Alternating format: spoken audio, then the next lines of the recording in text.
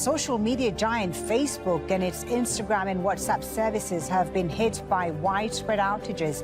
Facebook says it's aware some people are having trouble accessing the platforms, but hasn't said what's behind the problem. Well, let's speak to Ian Sher about this. He's the editor-at-large at the consumer tech site CNET, and he's joining us from Maryland in the U.S. Very good to have you with us. Tell us about what this all is about. I mean, Facebook says some users, but this looks like a global outage. How widespread is it?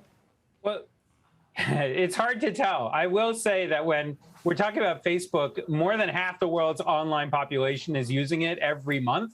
So, you know, a few users can be a lot of users. But this is a significant look. These outages happen from time to time. Right. Sometimes they are the result of bad behavior, hacks or something. Other times it's someone who pushed the wrong button. And this time it seems like it may have been not a bad thing. It may have been someone pushed the wrong button or some computer is misconfigured, and that'll get fixed at some point. But this has been going on for over an hour now, which is long. Yeah. No? It is long. And look, these things tend to be unusual because Facebook in particular really prides itself on working really well. You know, over the last, I'd say 5-10 years, we've seen Google, Apple, Facebook, Amazon, all of them have been relatively stable. Before that, it was pretty normal for the internet to kind of go in and out and some websites not to work. You can look up the Twitter fail whale if you remember that period of internet history. So, you know, this stuff did happen, but it is unusual more so now. And so, yeah, having it out for an hour is definitely noteworthy. And this is coming in a day after a whistleblower revealed that the company Facebook prioritized profit over public good. And we know that political pressure has been building on the company. We're not speculating, of course, here whether there's a link between that and what's happening today. But I'm wondering, you know, with all this bad publicity right now for Facebook and this political pressure, can the company withstand all this bad pressure and bad publicity? What do they have to do to change things around? Yeah, I mean, look, I think that they are under really a lot of pressure from all over the place, right? Not just their critics and people like me in Silicon Valley, but also you've got the regulators in Washington, all over the world.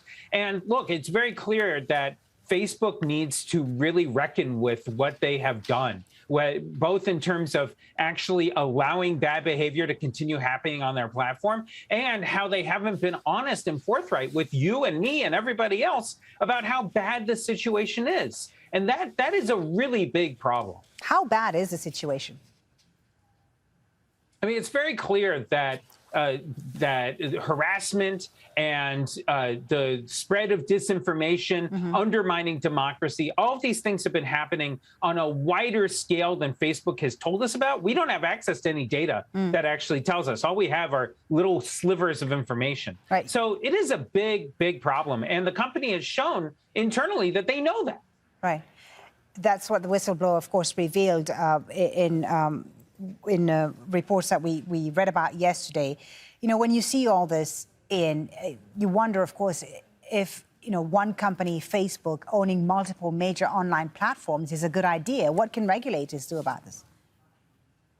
Yeah, I mean, look, there's been efforts inside of Washington to talk about whether or not Facebook should be forced to be broken up. You may remember that 20 years ago, that conversation was happening around Microsoft. And the way that turned out was that even though Microsoft was found to be a monopoly, all the government did was slap it on the wrist and allow it to continue being Microsoft. So I don't know exactly how far the U.S. government's going to be willing to go here, but I am curious to see whether this appetite for reigning in the tech industry will be any different from what it was a couple of decades ago. Thank you so much for talking to us about this. Ian Sher from CNET joining us there from Maryland. Thank you for your time.